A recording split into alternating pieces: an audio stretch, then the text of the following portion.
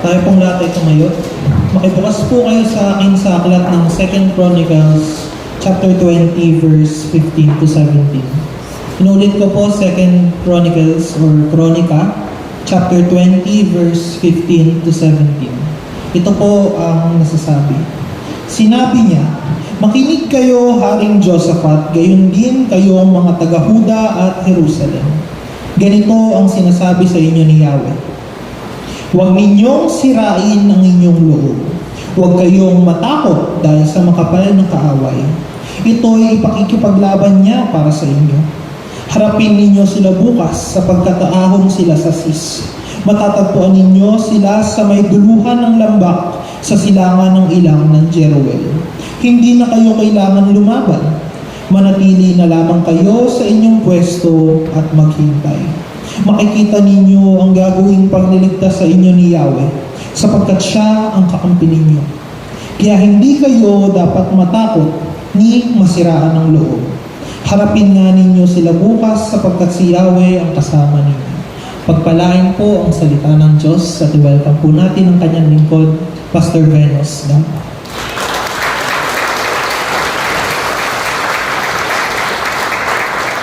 Amen. Good morning. Masaya ba tayo sa Panginoon? Amen. Sapagkat ang Kristyano ay dapat laging masayang tunay. Amen. Bigyan natin ng malakas sa pagkapak ang Panginoon.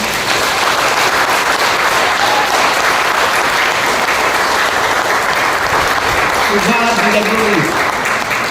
Panginoon, sa oras na ito, para nangalan po namin at dadakilain ang aming Diyos na buhay na nagligtas sa amin, sumama sa amin, nagprotekta sa amin, nag-provide sa amin. Salamat po Diyos. Itatanya ka po namin sapagkat kung wala ka ay wala kaming magagawa.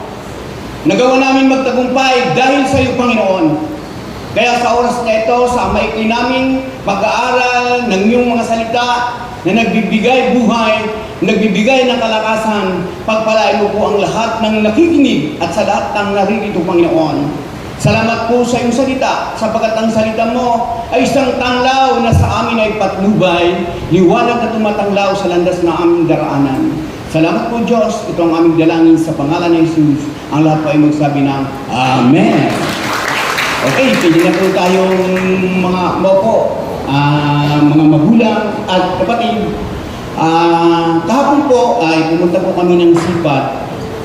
Kasama ko po ang mga kalalakihan and si Pastor Eric at ako ang i-assign doon para magsalita ng salita ng Panginoon. Nakakatuwa sapagkat ang dami pong tao. Yung church dati doon na maliit, punong-puno sa loob, kami sa labas.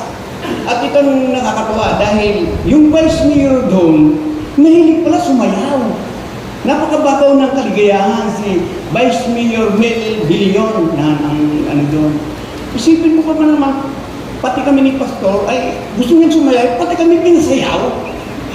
Ang ganda lang naman yung mga ibon, ang baba ng kaligayahan nga, ang mga ibon na lumilipad. Kami ng Pastor, nasa likod, back up, lumilipad din kami. Kaya alam niyo po, napakasarap mo sa Panginoon sa maliliit na bagay. Pag nararamdaman mo yung kabutihan ng Diyos, happy ka talaga eh. Kaya masaya po kami dahil nakikita po namin ang kabutihan ng Diyos sa buhay ng bawat isa, lalo na po sa taga-Sipat. Kaya dami po natin i-pray ang taga-Sipat. Ngayon po, mag-aaral po tayo ng kanyang salita. Sa binasa po ng ating kapatid na si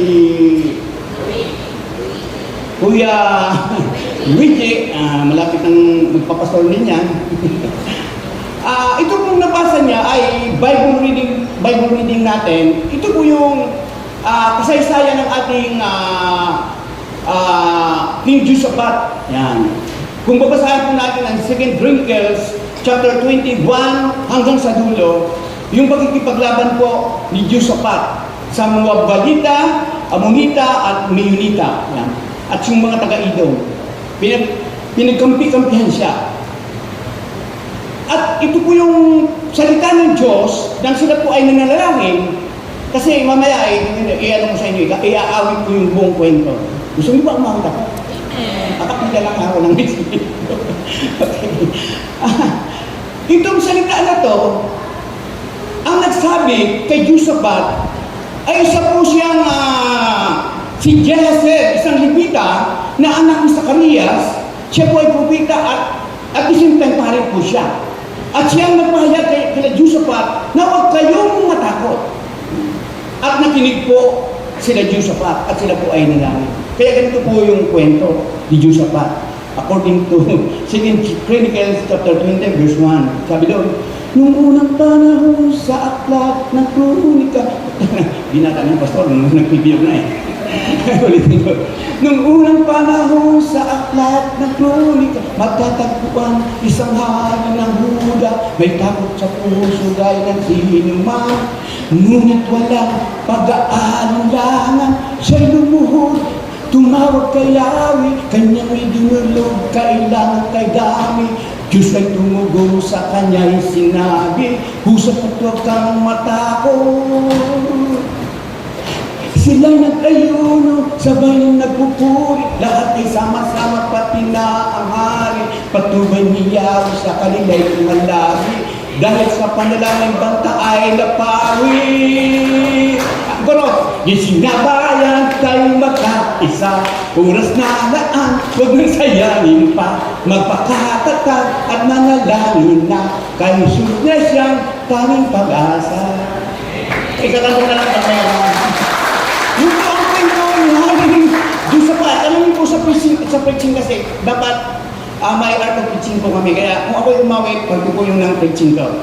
Okay, purihin po ang Panginoon. So nabasa po natin, ang title po ng ating pag-aaral, Victory Comes from God Alone. Ang tagumpay ay nagmula sa Diyos lamang. Okay, kung naalala nyo yung bago mag-preach si Pastor Albert, ang kinapit ko po ay Waymaker. The Waymaker. Ang Diyos ang gumagawa ng kaparaanan para makapagtagumpayan natin ang ating mga pagsubok at problema. At tinakel po ni Pastor yung, the battle belongs to the Lord. Ang laban ay ang Diyos. Alam niyo ba, mga magulang at kapatid, pag ang Diyos ang kakampi natin, pag ang Diyos ang lumaban sa atin, tiyak ang parang hindi kayo tagumpay eh. Pag Diyos ang lumaban sa atin, tiyak ang isikap natin. Tiyak ang tagumpay. Kasi yan po ay makapangyarihan. Kaya nga, ang Bible po ay nagtuturo sa atin si Haring Josaphat po. Siya po ay hari ng Huda. Sa kanyang edad na 35 years, siya ay nanukulang bilang hari. Ng 25 years, at doon po pinakita po ng Diyos kay Josaphat ang kanyang kagandaan na every battle, nagkakaroon siya ng tagumpay. At makikita po natin ang aral sa atin dito, kung paano natin makikita yung aral ng salita ng Diyos na dapat natin gawin na tularan natin si Josaphat. Okay, ang victory po comes from God alone. Okay, ang sabi po ng Kawikaan, ang teksto po, sabi roon ni Haring Solomon sa Kawikaan, ang kabayo ay naihanda para sa digmaan.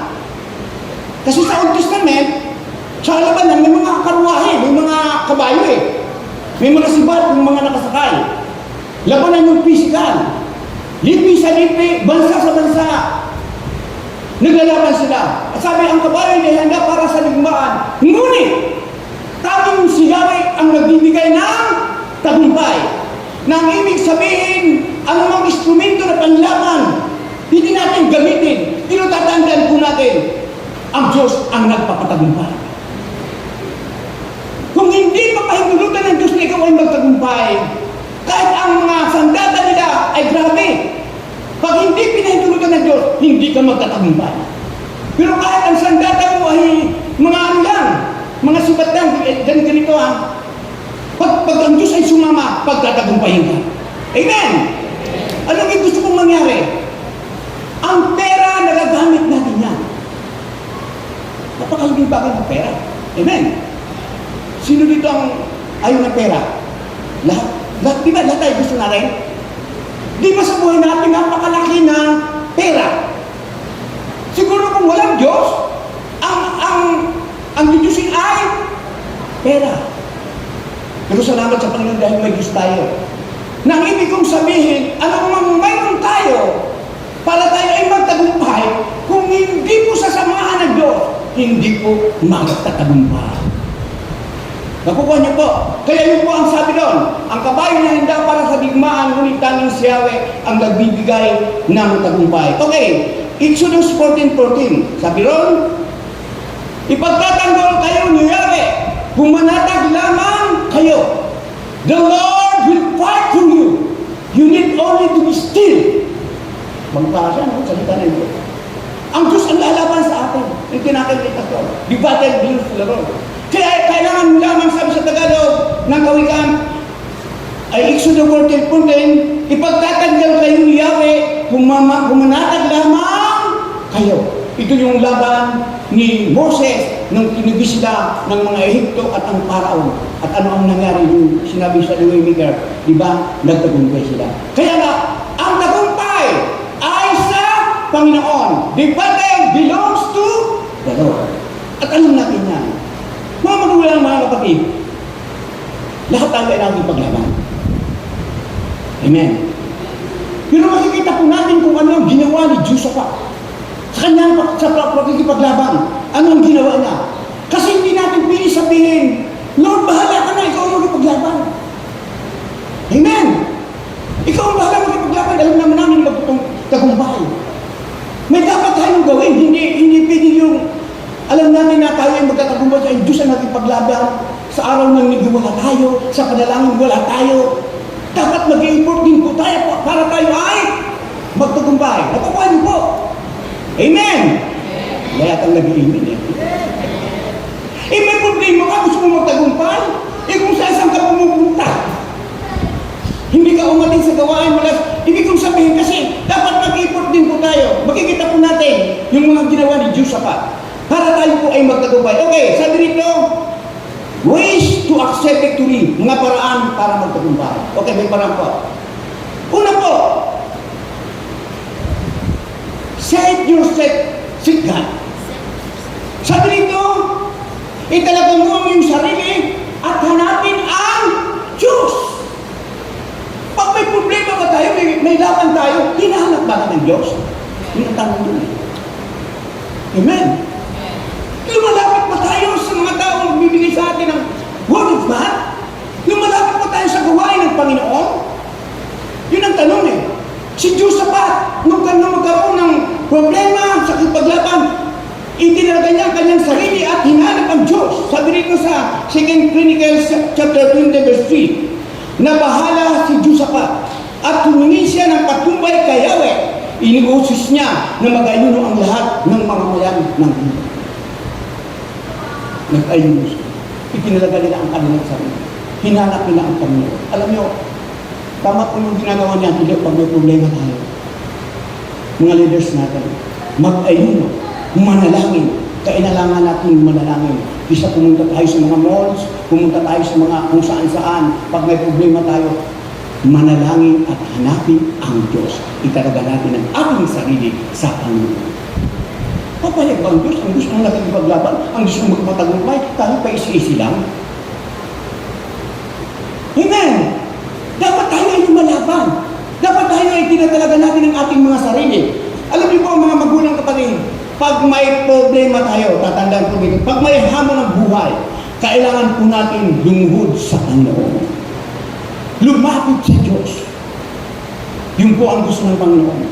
Kailangan natin ilagay ang ating sarili sa Panginoon katulad ni Josaphat. Si Josaphat, maraming na hari yan eh. Maraming kasama na hari, hindi mag-rescue sa kanya. Pero mas pinili niya na ang lapitan ay ang Panginoon. Dumulog siya. Siya'y dumulog. Tumawag kay Yahweh. Kanyang idinulog, kailangan kay Dana. Sa buhay natin ngayon mga magulang at kapatid, marami tayong kalaban, hindi natin nagiging. Sabi nga ng tumsi kanina, pati mundo ngayon, iba na. Kaya lagi po dapat tayo mag-pray. Amen! Amen! Parang agad. Pangalawa, ay sa awit muna, sa awit, 37 verse 5. Ang sabi ng awit 37 verse 5, ang iyong sarili sa Kanya italaga. Sabi sa ibang salin, ang iyong sarili ay sa Diyos mo ilaga. Para ikaw ay magtagumpay. Ilalaga po natin pag may laban po ang buhay natin, may sakit tayo, may karamdaman tayo, may bibigat na problema, anumang pagsubok, nandiyan, laban natin yan. Ang gagawin po natin, italaga natin ang ating sarili para tayo po ay patuloy na magtagumpay para sa Panginoon. Okay, amen! Pangalawa po, ask for help. Humingi tayo ng tulong sa Panginoon. Pag nagkakaroon pa tayo ng problema, sino bang una natin nilalapitan? Ang Diyos. Pag pinansya lang ating pangangailangan, pag pinansya lang ating pangangailangan, sino ang ating unang lalapitan? Bombay!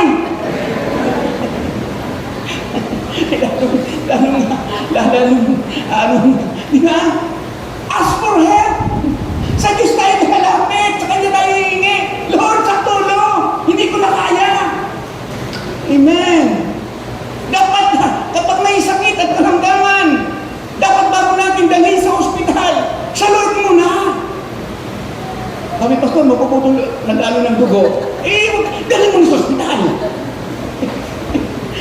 Baka maubusan ng dugo, baka mamisiter ka. Sabi ni Pastor, manalangin lang. Malapit nang maubusan ng hangin Dali nyo na po sa bukod. Gusto ko nang sabihin, ang Diyos po ang nagpapatagumpay. Ang kailangan natin, ask for help. Amen! Humingi ng saklulo sa Diyos.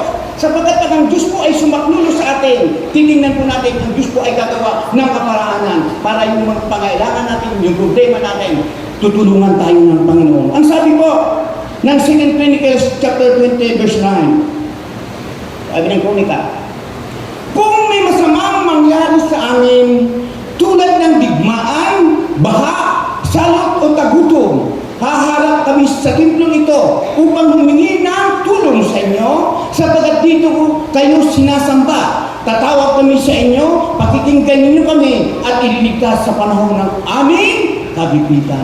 Humingi sila si Josaphat, humingi ng saklulo sa Panginoon. Pumupunta sila saan? Sa templo at nananalangin at humingi ng tulong. Pag may problema kayo, saan ba tayo pumupunta? O tayo nang makakasagot yan. Amen? Salamat sa Diyos. Kapagkat dito tayo ngayon, ibibigay natin sa Panginoon ang ating mga problema para ang Diyos po ang magpatagumpay, ang Diyos po ang tumulong. Kaya pumingin po ang Panginoon, ask for help.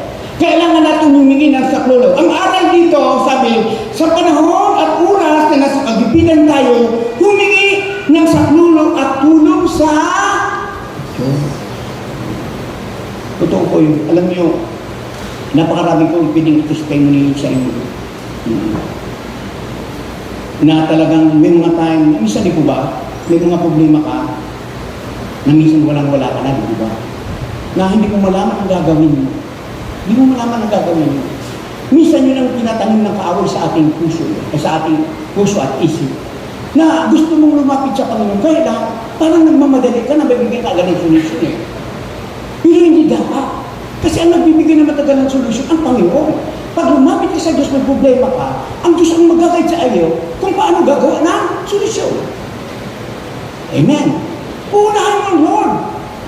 Hindi mo na unahin mo na kung ano yung dapat na solusyon, kundi unahin ng Diyos at ang Diyos ang magdidirect sa iyo para sa mga solusyon. Katulad ng testimony ko, nung nakaraang ulitin ko, nung nakaraang buwan lang, inulit na naman yung kambal namin, naulit na naman ulit ang kanilang sakit. Upit lang po ang kwento. Dinala ng anak ko dun sa gubatan. Alam mo naman sa gubatan, pag dinala doon, matas ang pisyo. Sabi ng gubatan, ipa-check up sa balagtas doktor. Nung ma-check up, sabi ng gubatan, ibigay ang ang resulta. Ang nakita lang, UTI daw. Pero ang alam ko mayroon pang iba kasi di ko naman nakikita. Inuwa yung bata. Ang ginawa namin, lumapit kami sa Diyos. Nagpili kami sa Panginoon. Ito ang mabuti, napakabuti ng Diyos. Bigatan and Lord, ang pagtatagumpay sa Diyos. Hindi na po namin naibinig sa ospital. Kanina dala ni Ate Tess, yung bata ngayon, malakas, masigla. Bakit? Ang Diyos po ang nagpagaling. Amen! Buhay po sa atin yan eh. May nangyayari sa atin. Na minsan, nabuburo na tayo, pero tatandaan po natin, lalapit at lalapit tayo sa Panginoon. Humingi tayo ng tulong sa Diyos. Sapagkat siya naman talagang nagbibigay ng solusyon. Siya ang magpapatagumpay. Victory comes from God alone. Kaya ang gagawin lang po natin, una, italaga natin ang ating sarili, hanapin ang Diyos, at pangalawa, humingi ng saklulo sa Panginoon. Humingi ba tayo ng saklulo sa Panginoon? O baka sa kung sino-sino tayo humingi ng saklulo? Humingi tayo ng saklulo sa ating lulo. Saklulo. Amen. Yun po ang kailangan. Pangatlo. Ay, may verse muna ako rito. Okay. Awit 35 verse 2. Ang iyong kalasag at sandatang laan, kunin mo. At ako po ay iyong tulungan. Yun po awit ni David. Humingi siya ng tulong. Humingi siya ng tulong sa Panginoon. Si David, hari ito eh. Pero humingi siya ng tulong sa Panginoon. Mas lalo po tayo. Kailangan natin humingi ng tulong. Okay, pangatlo. Give the problem over to God. Di ba may nagsasabi? Pag may problema ka, pagpunta mo sa chapel, pagpunta mo sa prayer, ibigay mo sa Panginoon. Binibigay ba natin ang problema sa Diyos? Yung hindi nag-email, pag-uwi, dala-dala nila ulit. Pag pumapunta pa tayo rito, may bagay tayo, ay binibigay natin sa Diyos. Ano, malakas na, binibigay mo. Bakit? Kasi pag di mo binigay, pag-uwi mo, dalang uli. Tama. Madadagdagan. Kaya kailangan, give the problem over to God. Ang ginawa po ni Josaphat, sabi ni Josaphat sa 2 Chronicles, chapter 20, verse 12. Okay. Sabi doon, ikaw po, O Diyos namin, parusahan ninyo sila. Hindi namin kayang labanan ang ganitong karaming hukbo. Kasi pinagsama-samahan na sila eh. Hindi po namin alam ang aming gagawin. Sa inyo lamang kami umaasa. Kaya binigay ni Josaphat ang kanyang problema sa Panginoon. Nakikita niyo po, ikaw po, O Diyos namin, parusahan ninyo sila, hindi namin kayang labanan ang ganitong karaming hukbo. Ay pinagsama-sama yung Amonita eh. Grabe ang kalaban nila. Pinagtulong-tulungan sila. Yung mga taga-idong nandun, talagang gagapiin sila. Pero tumawag sila sa Diyos. Sabi niya, binigay niya ang problema. Lord, bahala ka na, sa iyo kami umaasa. Ang ginawa lamang nila Josaphat, nagpuri, nanalangin, sumamba sa Panginoon, at nagpatagumpay po ang Panginoon. Amen! Amen! Yun po ang dapat natin gawin. Ibigay natin ang ating problema sa ating Diyos na buhay. Give the problem over to God. Sabi ron, ibigay natin ang matitinding problema sa Diyos na hindi na natin kaya harapin. Yun po ang atin. Pag hindi na natin kayang harapin, huwag natin pipilitin. Lumuhod tayo sa Panginoon. Huwag natin kakayanin. Minsan kasi ang pride natin, hindi kaya yan. Pero pagdating sa iyak. Pag hindi na natin kaya, sabi nga sa Panginoon, isumbong na natin sa Panginoon. Humingi tayo ng tulong sa Diyos. At ibigay natin ang problema sa Lord. At iyon po ang dapat natin gawin, magtiwala sa Kanya. Magtiwala sa Kanya. Yun po ang pangatlo. Pang-apat, ay sabi ng Matthew 11:28, okay, isang verse. Matthew 11:28. Sabi ron, lumapit kayo sa akin kayong lahat na nahirapan at lubhang nabibigatan sa inyong pasanin at kayong bibigyan ko ng kapahingaan. Ang kapahingaan po ay sa Panginoon niya. At nakikita po natin, lumapit sa Diyos. Kanino tayo lalapit? Diyos! Sa Diyos po pala. Wala nang iba. Kaya alam niyo po, mga magulang at kapatid ngayon, wala nang ligtas na lugar. Minsan na, sarili natin, minsan, ano na eh, kumbaga sa anong labanan na talaga eh. Eh dati, di naman ako na-high blood eh. Ngayon, ang dugo ko, nag-160 over 110 nga eh. Pero normal pa rin ano ang biyaya ng Panginoon eh. Kaya, alam mo po, pag ikaw, inilagat mo ang sarili mo sa Diyos, lumapit ka sa Panginoon, ang Diyos ang gagawa ng paraan. Hindi ka igugupo ng sakit mo, hindi ka igugupo ng problema mo, hindi ka igugupo ng pagsugo mo. Ang Diyos ang magpapatagumpay sa'yo. Amen! O kaya yung may mga yung may mga sakit-sakit na may sa katawan, manalangin po tayo sa Panginoon. Okay lang po yun ang magpaluktor tayo. Kaya lang, dapat marami tayong pera. Pero kung wala tayong pera, lalapit tayo sa Panginoon. Amen? Yun po ang dapat na ang gawin natin. Kaya, pag may problema, lumapit sa Diyos. Okay. Ibigay ang problema sa Diyos. Pang-apat, ang ginawa ni Josaphat para sila ay magtagumpay, recognize the greatness of God. Amen. Kinikilala nila ang kapangyarihan, ang kadakilaan, ang kabutihan ng Diyos. Kaya tayo may praise and worship eh. Para siyempre ay dakilain natin. Bigyan ng parangal. Na kung wala ka Lord, ay wala kaming magagawa. Ano ang ginawa sa 2 Chronicles chapter 20 verse 6 ni Josaphat? Sabi niya, nanalangin siya. Nagpis siya. Nanalangin siya eh. O Yahweh, Diyos na aming mga ninuno at ng buong kalangitan. Grabe, pag-recognize niya, pagdakila. Kayo po ang namamahala sa lahat ng bansa at ikaw ang may lubos na kapangyarihan. Pag sinabing lubos, ano yung lubos? Lubos. Buong. Buong. May lubos na kapangyarihan. Kaya walang maaring lumaban sa iyo. Walang kalaban. Pag ang Diyos ay kampi sa iyo, walang laban, walang lalaban sa iyo. Kung ang Diyos ang ipaglaban sa iyo, ang Diyos ang magtatagumpay. Kaya ang kailangan lang po natin, i-recognize natin ang kadakilaan ng Panginoon. Napupurihan ba natin ang Panginoon? Sabi ng iba, parang hindi. Kailangan po natin purihin. At ako po'y natutuwa talaga kahapon dahil itong bisyeng mayor na ito, akala namin, ano lang siya, yung simpleng ano lang eh. Pero nung umawit ka sa Panginoon, bigay tudo eh.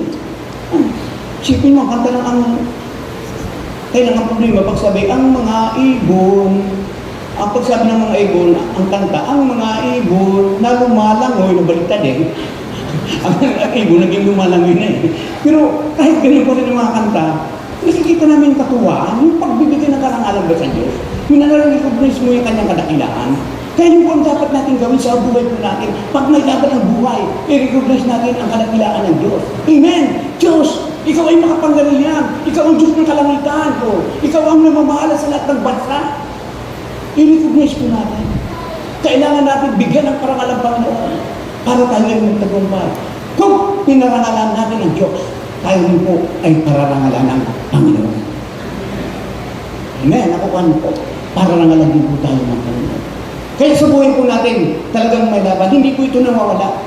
Sabi nga ng iba ay salamat sa Diyos. Nagtagumpay na naman tayo. Tama po yun. Pero ang Kristiyan po, hindi nawawala ng problema at pagsubok. Tuloy-tuloy po yun. Kaya kailangan tuloy-tuloy din po ang ating laban. Amen! Pag tuloy-tuloy ang ating laban at binigay natin sa Diyos, tuloy-tuloy din ang tagumpay. Hindi po mawawala ang problema. Kung ang mundo ay palala ng palala, ang problema din po natin na pagsubok natin ay palala din ng palala. Pero, pag Diyos ang lumaban, lagi tayong magtatagumpay. Pag di batay at melong sugaro, ang victory natin ay lagi natin nakakita sa Panginoon. Tagumpay na ba tayo? Tagumpay na po tayo. We are more than conquerors, sabi ng Bible, dahil sa ating Panginoon Kristo. Natapel ko nung yung victory in Christ alone, yung 1 Corinthians 15:57, alam niyo po, pinagtagumpay tayo ng Diyos kung bakit tayo narito. Pinagtagumpay tayo ng Diyos sa kasalanan. Binati ng Diyos ang kasalanan. Kaya tayo narito ngayon. Kaya sa pagkikipaglaban po natin, lagi natin ibigay sa Panginoon. ang laban natin ay ang Panginoon at ang tagumpay natin ay ang Panginoon. Okay, panglima. Receive a word of God receive a word from God in the midst of trouble. Tanggapin ang salita ng Diyos sa gitna ng mga problema. Pag may problema po tayo, dapat makinig tayo ng salita ng Diyos at tanggapin natin. Amen? Hindi ng kung ano lang ang marinig natin, kundi yung salita mismo ng Panginoon. Nang si Josaphat, sila ay nanalangin.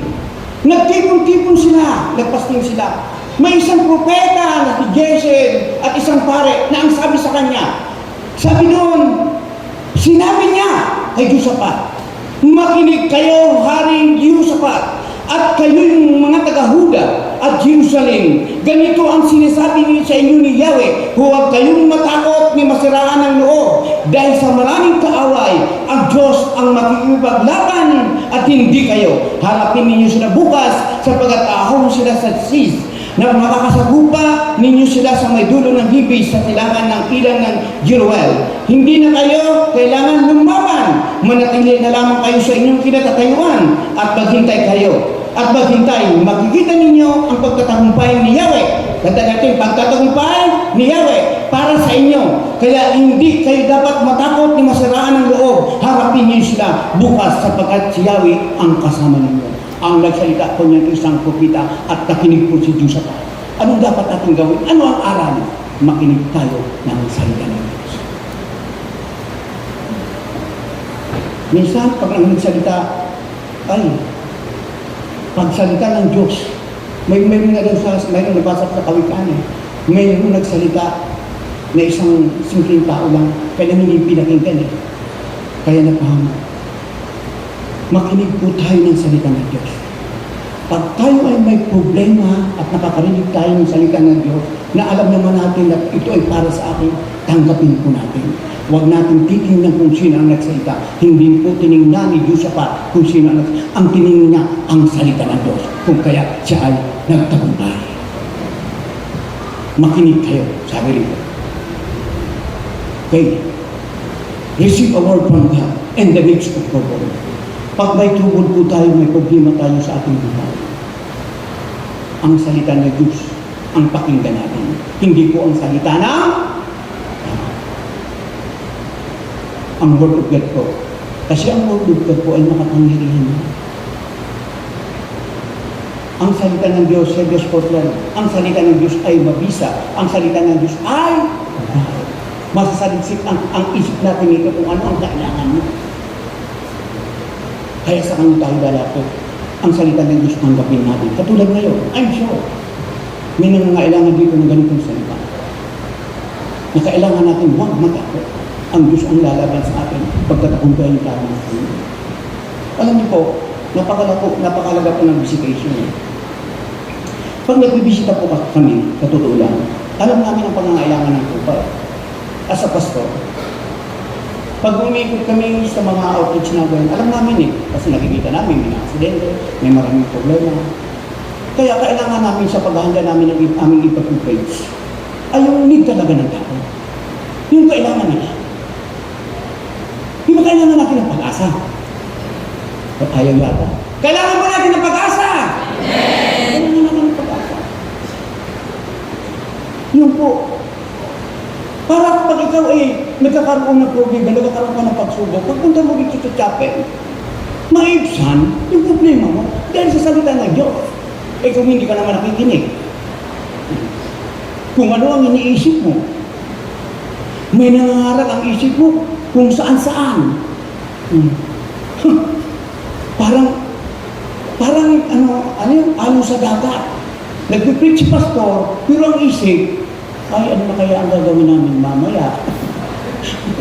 Ano kaya ang ulam? Ano kaya ang isasain? Kumusta na kaya sa bahay? Amen. Tama po ba? Kaya tayo narito para makinig ng salita ng Diyos. Paano na kaya ang negosyo? Ano na kaya ang gagawin namin mamaya? Nakukuha niyo po. Kailangan po natin ang salita ng Diyos. Kailangan natin ang salita ng Diyos. Kaya nga mga magulang at kapatid sa Malis po nung umikot ako, ang daming may mga sakit ultimo bata may mga sakit at karamdaman. Pero purihin po ang Panginoon, lumalaban po sila at nilalaban sila ng Diyos. At alam po magtatagumpay po sila dahil ang Diyos ang tumutuloy. Okay, palakpakan po natin ang Panginoon. Receive a word from God in the midst of trouble. Yun po, ang aral dito, dapat tanggapin natin ang salita ng Diyos ng sino mang nangangaral at nagpapayo upang magbigay ng kalakasan. Huwag po natin i-neglect. Kahit sino man siya, tatandaan po natin ito. Sabi ng awit 119:105, ito ang kahalagaan ng salita ng Diyos. Salita mo isang tanglaw na sa akin ay patnubay. Sa landas kong daraanan, liwanag na tumatanglaw. Pag ako po ay nag-praise, hindi ko po ito winawala. Pag ako ang nag-praise, lagi niyang kasama na 119:105. Yung salita mo isang tanglaw na sa akin ay patnubay. Liwanag na tumatanglaw sa landas kong daraanan. Abisado ko yung pinakanta ko. Pag ako nakakaranas ng lagi kong pinakanta yan. Kahit saan ako pumunta. Kaya hindi nawawala sa pitching ko yun. Kaya pag nagbibigas ko, lagi yung kasama. Huwag natin pagsawaan ang salita ng Diyos. Amen! Pagsawaan natin ang lahat. Pero ang salita ng Diyos ay huwag natin pagsasawaan. Okay. Yun po. Pang-anim. Okay. Pang-anim po, sabi nito, praise and worship God for the victory. Purihin at sambahin ng Diyos para sa tagumpay. Hindi na mga music minister. Pag-gabis tayo mamaya. Purihin daw ang Panginoon. Yung po ay ginawa ni Josaphat at ng bayang Israel. Sa kanilang magkikipaglaban, hindi lamang sila humingi ng tulong, hindi lamang ninananap ang Diyos, hindi lamang binigay nila ang kanilang problema, hindi lamang nilakihan ang Diyos, kundi sila ay umawit pa at sumamba. Sabi po ng 2 Chronicles chapter 20 verse 18 and 19. Doon po tayo sa Chronicles, hindi po tayo mawawala. Basahin niyo po pag uwi ulit sa bahay at ano niyo ulit pag i-meditate niyo. 2 Chronicles chapter 20 verse 18 to 19. Si Josaphat at ang buong Huda at ang mamamayan ng Jerusalem ay nagpatira pa at sumamba kay Yahweh. Anong ginawa ni Josaphat at Israel? Nagpatira pa. Sumamba at nagpatira pa kay Yahweh. Ginawa natin nung nakaraan. Okay. Tumayo naman ang mga Levita. Ito yung mga lingkod ng Diyos. Sangkani, Puhat at Pura. At sa napakalakas na tinig ay nagpuri sila kay Yahweh, o Diyos ng Israel. Nagpuri sila sa Panginoon. Sumamba at nagpuri sa Diyos. Kaya nga pag may laban ang buhay po natin, itong mga nabanggit natin na anim na ginawa ni Josaphat, yung po ay aral sa atin para gawin natin, para tayo ay magtagumpay at samahan ng Panginoon. Hallelujah. Sabi nito, we must realize, pag-iklik ko, we must realize that the victory is not ours. Pag tayo ba ay nagtatagumpay, tayo ba ang gumawa? We must realize that the victory is not ours. It's the Lord! Amen. Palakhan po natin. Kaya hindi tayo pwede maglalaki mga magulang at kapatid. Sabi ko nga, sa 1 Corinthians 1:31, kung may dapat tayong ipagmalaki natin ang Diyos. Kung may dapat tayong ipagmayabang natin ang Diyos. Sino ba tayo? Kung hindi tayo sasamahan ng Diyos, hindi tayo magtatagumpay. Ibigay natin ang laban sa Panginoon. Pag ang Diyos ang kumuha ng laban natin, sigurado ang tagumpay. If must realize that the victory is not ours, it's the Lord. Kaya mga magulang at kapatid, napakasarapos ng Diyos ang lumalaban sa atin. In Exodus 17:11, okay, gagawin po natin mga. Ito yung battle ni Moses sa mga Amerikita. At kasama niya si Joshua. Habang nagpaglaban si Joshua, pag binasa niyo po ang Exodus 14 hanggang sa mga susunod na versikulo, chapter. Habang nakikipaglaban po si Joshua kasama ang mga Israelita sa kanilang kalaban, Amerikita. Si Moses naman kasama si Har At siya araw pumunta sa bundok ng Sinai. At nakataas ang kamay ni Moses. Habang nakataas ang kamay ni Moses, nananalo po ang mga Amilisita laban sa Israelita.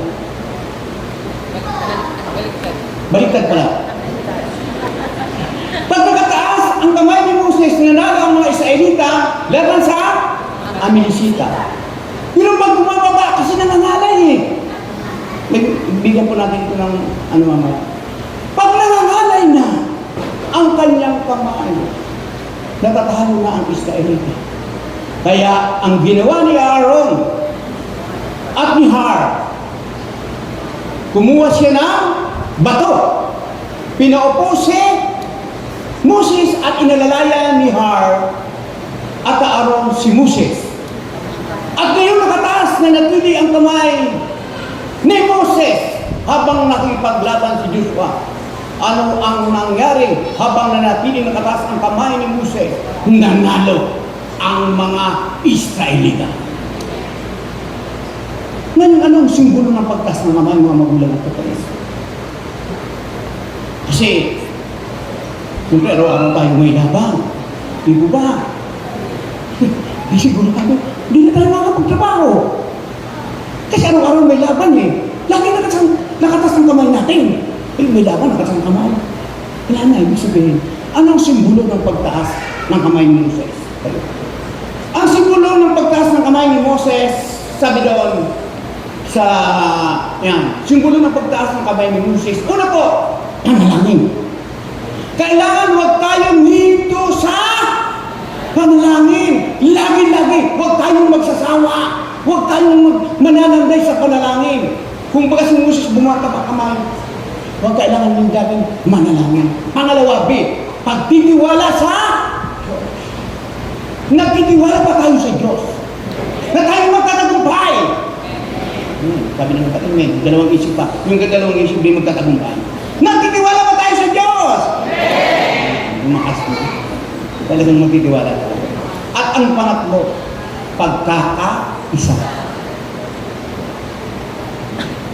Kailangan natin magkaisa. Unity. Kasi kung watak-watak po tayo, hindi tayo magtatagumpay. Amen? Kailangan natin magkaisa para tayo ay magtagumpay.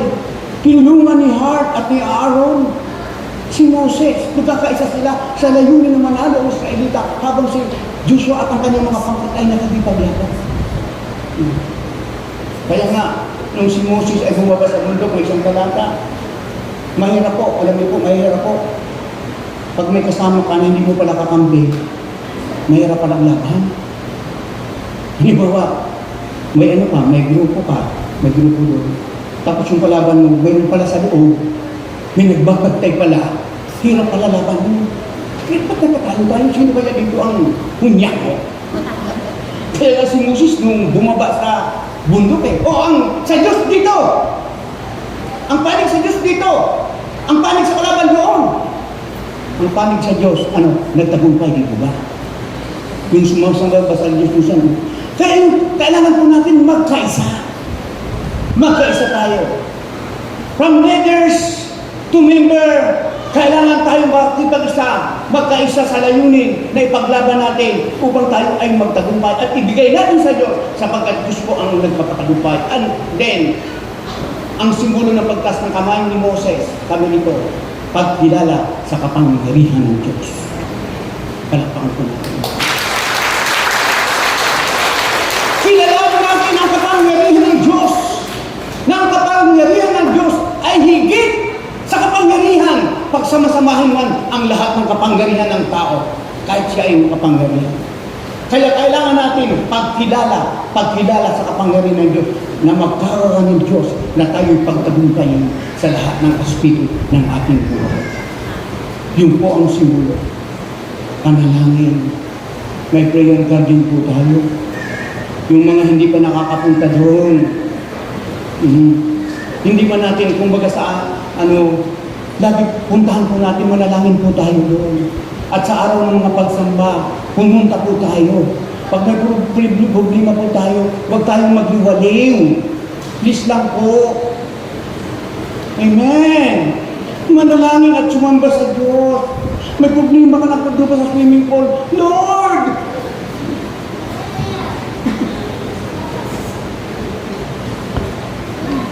Tapos sabihin mo na may problema ko. Sabihin mo, Lord, bibigyan mo sa akin ng problema. Ikaw nga. Paano-ano ka lang? Diba? Are you listening, mga magulang at kapatid? Kailangan natin. May problema ka, grabe ang problema mo, inibigay mo sa Lord. Ikaw namamasal sa langita. Nandun ka sa mga mo. Sabi ko, Lord! Mga magulang at kapatid, ito matandaan natin. Sabi ng Panginoon sa akin,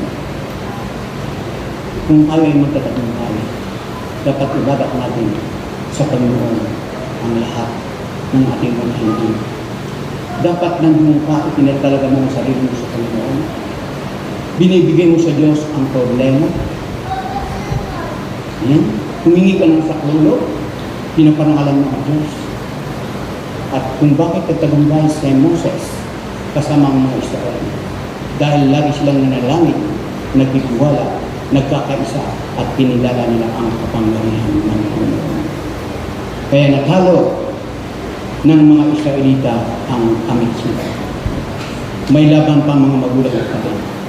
Nanalo tayo ngayon, may laban pa at kailangan natin ipanalo. May mga kapatid tayo ngayon na nasa bingit ng karamdaman.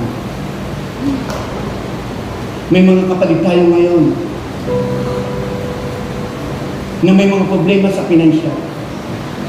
May mga kapatid tayo ngayon na lugmok na hihina. Dito, it's time na tayo ay maging Moses sa kanila.